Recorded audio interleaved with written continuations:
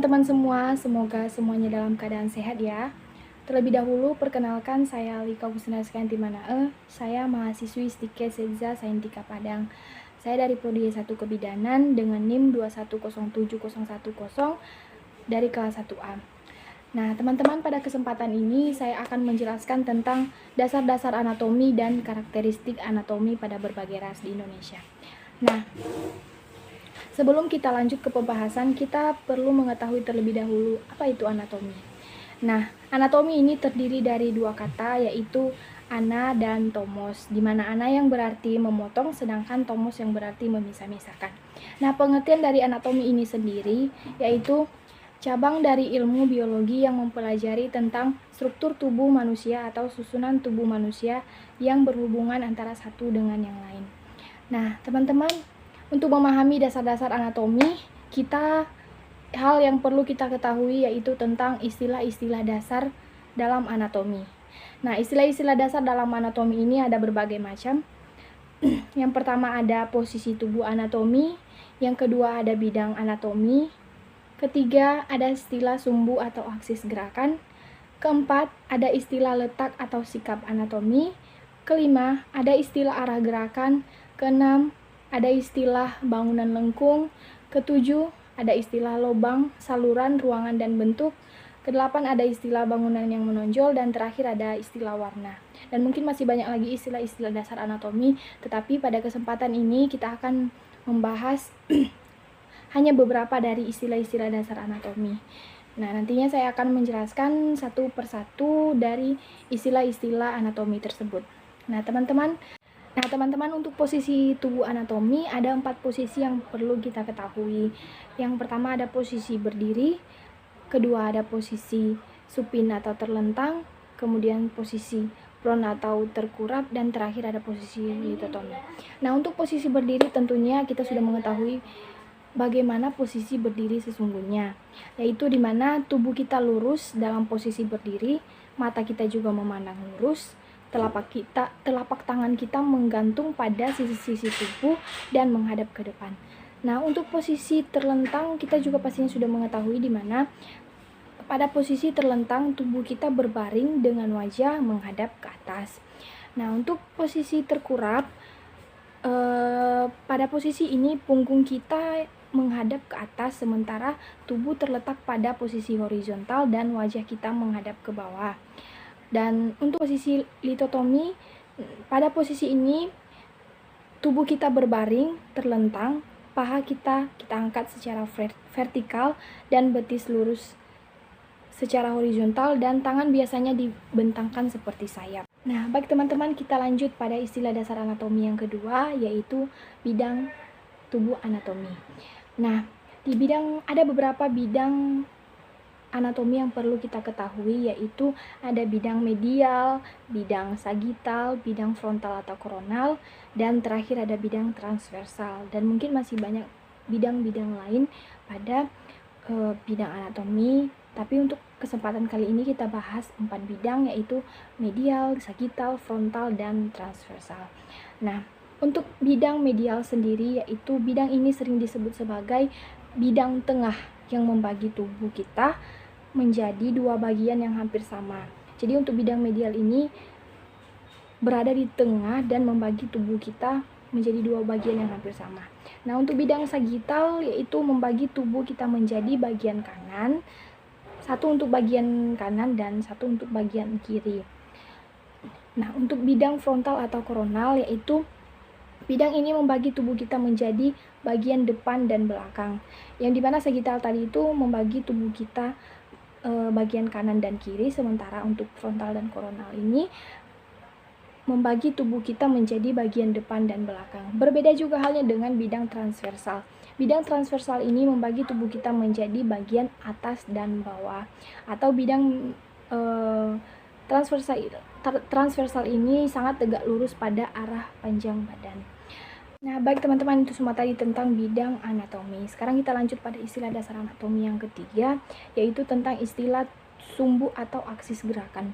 Nah, istilah sumbu atau aksis gerakan ini ada 3 yang perlu kita ketahui, yaitu ada aksis sagital atau garis yang memotong bidang gerak sagital dengan bidang gerak. Kemudian ada aksis transversal, yaitu garis yang memotong bidang gerak frontal dengan bidang gerak transversal. Dan terakhir ada aksis longitudinal atau garis yang memotong bidang gerak dan frontal dan berjalan dari atas sampai bawah.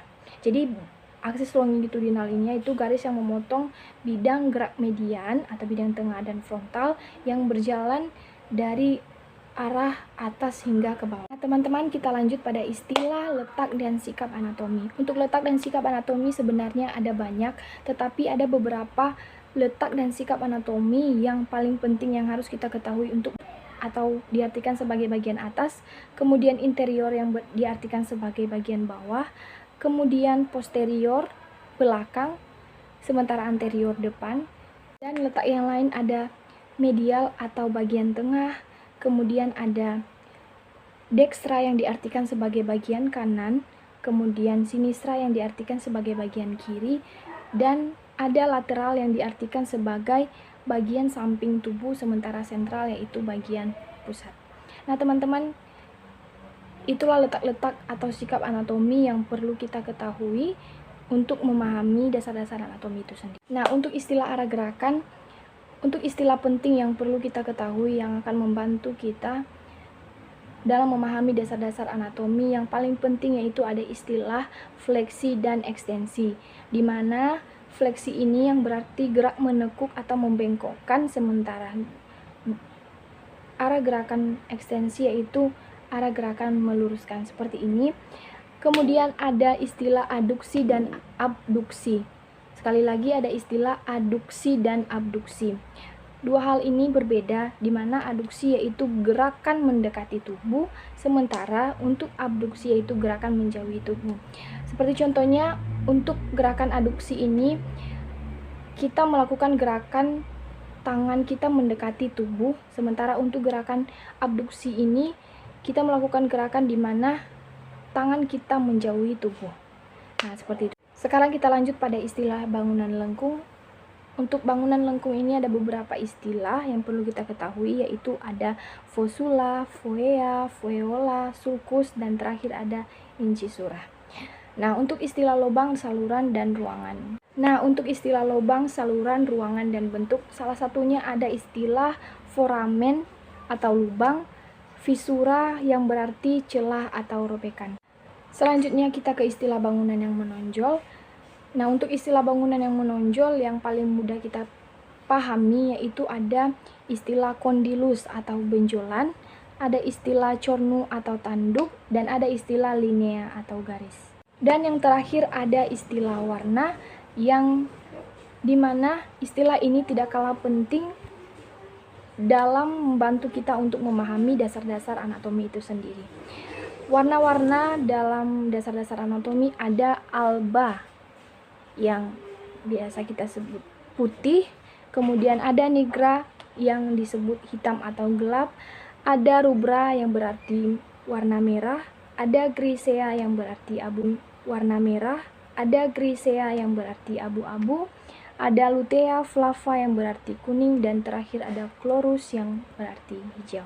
Bagi teman-teman semuanya, itulah istilah-istilah yang sangat penting yang perlu kita pahami dan pelajari, yang akan membantu kita nantinya untuk memahami ilmu daripada anatomi itu sendiri. Baik teman-teman, kita lanjutkan ke pembahasan berikutnya, yaitu tentang karakteristik anatomi pada berbagai ras di Indonesia. Sebelum kita menjelaskan tentang karakteristik anatomi, terlebih dahulu kita perlu mengetahui apa itu ras. Nah, teman-teman, ras ini merupakan karakteristik biologis yang melekat pada diri manusia yang dapat menjelaskan sekumpulan orang yang diklasifikasikan menurut karakteristik fisik yang diciptakan melalui proses reproduksi. Jadi, ras ini sangat erat kaitannya dengan mengklasifikasi atau yang dapat membedakan orang lain menurut karakteristik fisik. Sebelumnya pasti kita sudah mengetahui bahwa ras di Indonesia ini sangat banyak, dan ras ini sendiri dapat dibedakan dengan bentuk badan dari seseorang, bentuk kepala, bentuk gigi, baik itu bentuk hidung, warna kulit, warna rambut, warna mata, bentuk rambut, dan bentuk-bentuk yang lain yang membedakan manusia yang satu dengan manusia yang lain. Nah teman-teman, untuk macam-macam ras di Indonesia ada ras Mongoloid, ada ras Negroid, ada ras Wedoid, ada ras Papua Melanesoid, ada ras Asiatik Mongoloid, dan terakhir ada ras Kaukasoid. Pada pembahasan ini masing-masing kita akan membahas ciri-ciri dari ras tersebut. Yang pertama, untuk ras Mongoloid, ciri-ciri utama pada ras ini yaitu ras ini biasanya rambutnya berwarna hitam, lurus, dan biasanya ras ini mempunyai mata yang sipit. Nah, untuk ras Negroid umumnya, ras ini memiliki ciri-ciri yaitu warna kulitnya dari coklat tua sampai hitam, kemudian memiliki bentuk rambut yang keriting berwarna hitam, dan bentuk hidungnya biasanya lebar dan rata. Untuk ras Wedoid umumnya memiliki ciri-ciri berbadan tegap, tinggi rata-rata laki-lakinya 155 cm, kulit coklat, hitam, dan ikal. Kemudian biasanya ras ini memiliki hidung yang pesek. Nah, selanjutnya untuk ras Papua Melanesoid umumnya ras ini memiliki ciri-ciri yaitu kulitnya berwarna hitam, bibirnya cenderung tebal, hidungnya pesek, dan tinggi badan sedang atau kisaran 160 sampai 170 cm. Berikutnya untuk ras Asiatik Mongoloid umumnya ras ini memiliki ciri-ciri memiliki bentuk wajah yang berbentuk oval, kulit berwarna kuning langsat, dan matanya juga sipit. Nah, terakhir yaitu ras Kaukasoid. Nah, untuk ras Kaukasoid umumnya memiliki ciri-ciri kulit putih, rambutnya pirang kecoklatan hingga kehitam-hitaman, memiliki mata biru, hijau, dan abu-abu. Baik teman-teman, itulah penjelasan mengenai dasar-dasar anatomi dan karakteristik anatomi di berbagai ras di Indonesia.